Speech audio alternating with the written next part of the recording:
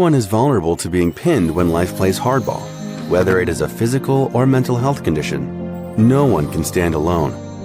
For those who are not pinned, appreciate that it could be you or loved one someday.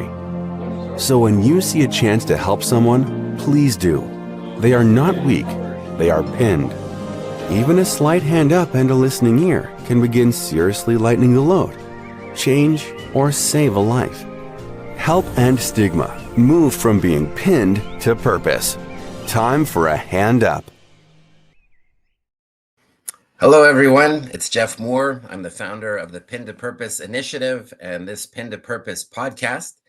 And it's my pleasure today to introduce you to Idan Spund, who is dialing in from Amsterdam in the Netherlands. And he is the founder of a new initiative or a new company called In the Zone to help people with bipolar disorders they're building a lifetime toolkit designed for those who live it and those who stand beside them.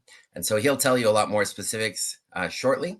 But for those of you who haven't tuned in before, just to let you know, the Pin to Purpose initiative has been established initially based on my own lived experience and to try to give people a hand up to shatter stigma and give people a hand up on their healing journey. So it's a great pleasure for me to be speaking today with Edan, and also just to say, and a bit of a shout out to Sean Lesser and all of the team and the great work they do at the Real Mental Health Foundation, because both Edan and I we're two of the 500 plus ambassadors and also the great allies that we have, about 50 or 60 women around the world who are also involved in their mental health efforts.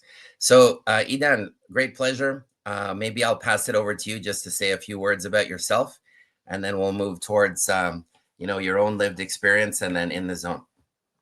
Thank you very much, Joe, for having me today, and good morning, and hello everyone, and nice to meet you here in this forum. I'm Edan. I'm based in Amsterdam. I live here for 7 years already. My background is in mobile ad tech. I used to work for a variety of companies here in Europe.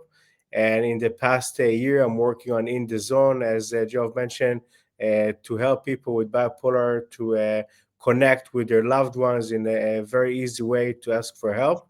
And I'm happy to share more in details later on. That's great. So Edan, maybe you can also talk about your own journey in terms of being bipolar and how that has how you've navigated challenges over time.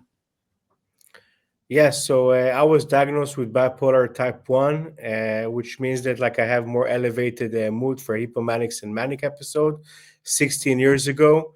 So I was almost 25 when I went to the psychiatrist after not understanding what's going on with me. And it was very clear to the psychiatrist back then that it's a bipolar disorder.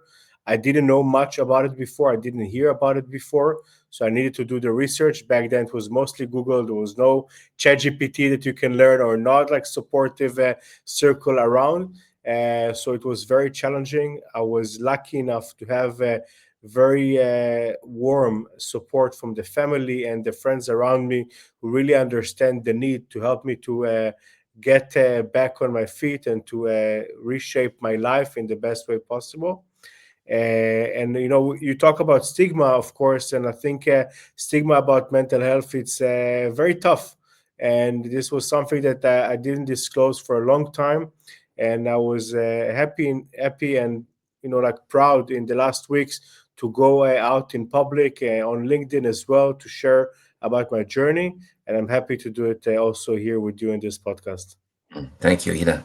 So let's talk a bit more about stigma. And so as you're saying, this is something that when you first were trying to understand what was happening with you, it wasn't clear, and then you spoke to a psychiatrist, you had help, and then it became clear. But again, how did you feel?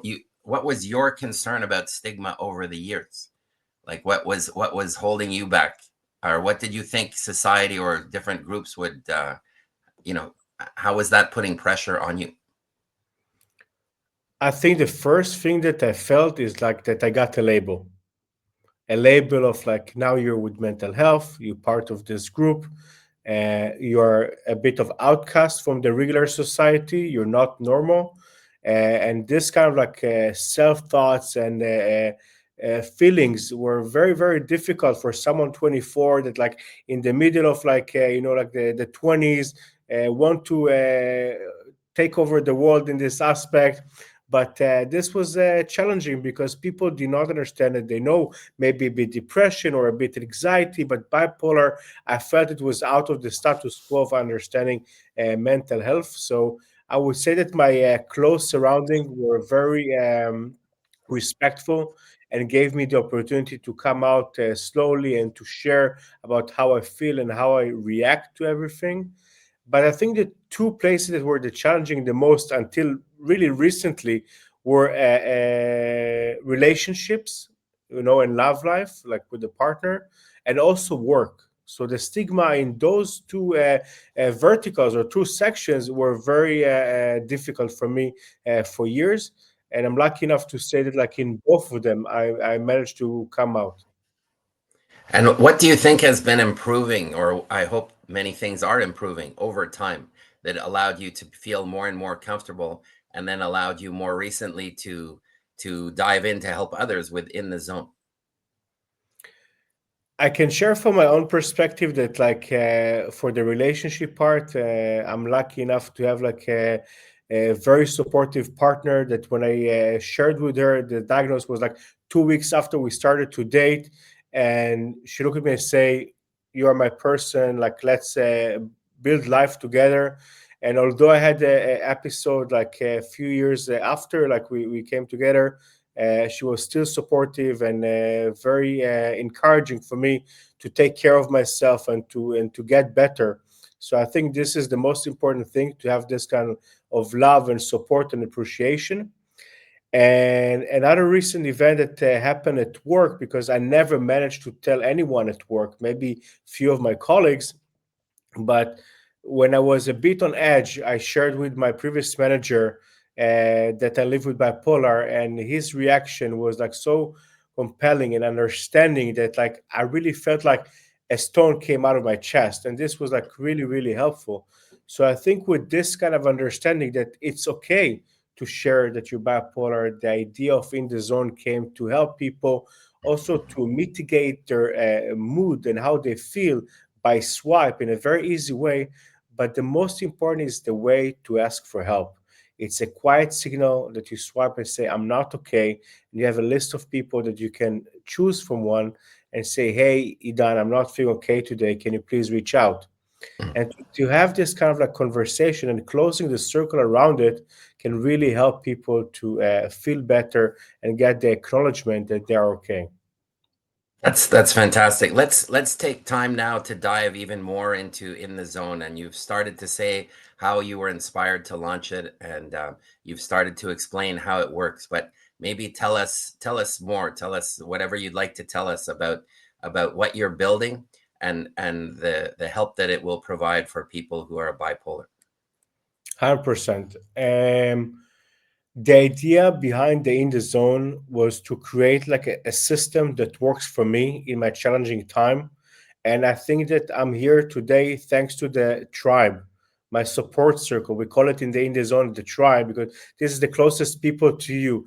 It's my parents, it's my brother, it's my partner, and two good friends that really been there through all this journey.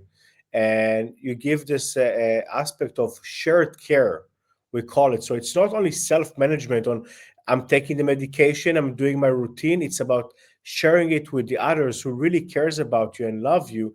And I think this was the mechanism behind In the Zone. So at the moment we are in a pilot version of like testing out and listening to the people living with bipolar and their supporters on how it can really help them. We did like more than 200 hours of interviews with the clinician, with people living with bipolar, with their loved ones, um, to really figure out how it can help. And we have many more ideas and thoughts about how we would like to improve it and to make it bigger and more supportive for the community in this aspect.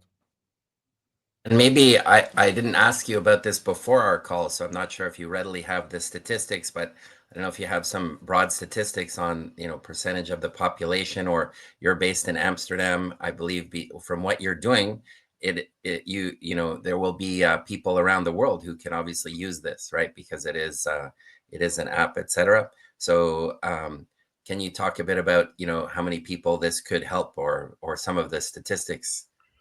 Yeah, so statistically, they're mentioning that there are around 1.5 to 2% from the population. So it's I see sometimes number of like 45 million to 60 million. So it's really diverse because there are also like things related to people with bipolar. So you have bipolar 1 or 2 or like a mixed episode. So it really depends. But this is like the population in general worldwide.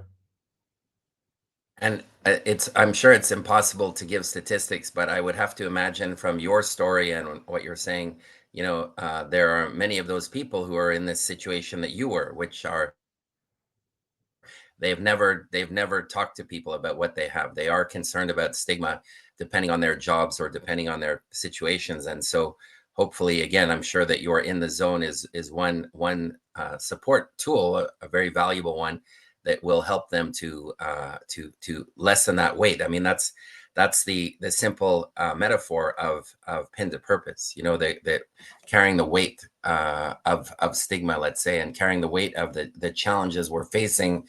We can't do it alone. And so, do you do you think that in the zone will also hopefully, yeah, it will free people up, that you're creating community aware that there's so many other people like them? I think what you just mentioned, like free people up, it's so important. For years, I'm not saying 1 2, like decade, I was like feeling this self stigma, which is the hardest because you hard on yourself, and instead of giving compassion or a place to heal, you blame yourself about your situation. But this is not the way to do. And then it comes the stigma with the loved ones, how they see you, and you think that everyone judge you. So by bringing the people together, like the people living with bipolar and the loved ones, we really want to create this like circle of trust that helping people to reduce the stigma or even eliminate it in order to move forward to recovery, to healing, to really shared care management of like living the life in the best way possible. We want to thrive. We don't want to be in a Yes, hospital. yes, absolutely. And maybe talk about, you're in development stage as well. You're talking to people with their own lived experience, etc. Or do you have some other things? And I realize you maybe don't want to share all of any of the, secret IP or developments, etc. But are there any other things coming up that you think are that you're working on that you could share that's part of this? Of course. So one of the things that like I feel that when I'm talking with people living with bipolar is that we feel it in our body. You feel the energy, you feel the stress. Everything is like emotional feeling. So I wanted to create the list of features, let's say, or the future development based on those feelings. So for example, when a person going like to hypomanic stage and then start to take medication, there is like a free fall, and usually it's go to depression. So how we can soft this landing in a way that the person is not getting to depression and just stay balanced. So this, for example, like of a feature that we would like to have in the future, or for example, to have like a chat between the supporters themselves. Because in my circle, for example, if one friend see that I'm off, he will call my brother will call my mom, and then all the circle like coming together and closing up to say, okay, Dan, we're here for you, we'll take care of you. So ideally all the management tools for people to communicate and also to create a community out of it. No, that's fantastic. Now, I understand that you were up for an award recently, and I'd love to hear more about that. I'm not, I believe that you were a finalist, which is a great accomplishment, and I'd love to hear or tell our viewers a bit about that. Thank you so much. Yes, like a week ago I was a finalist in the award of Willem Nolan here in the Netherlands. It's from the Canvas organization, which is like the educational organization for people with bipolar. And I have to say that, like, although I didn't win, I had really the feeling of I'm in front of all those psychiatrists and psychologists that usually I'm on the other side of the table. And the feeling to be in front of them was a major, like, I would say, achievement of like, I'm here, I'm in my process, I'm in my journey, and I'm here to really create something for the community of the people living with bipolar, but also for the clinician. We need to do it together with the loved ones, with the clinician. This is our way to heal. So this was definitely a feeling that I can share that was fantastic. And William Nolan was like a great professor here in the Netherlands. And when he retired, they got some money in order to create an award on his behalf. And once in 2 years, there's this award competition. And again, I feel very privileged to be on the stage with everyone there. Oh, that's fantastic. Well deserved, and Thank you congratulations. so much.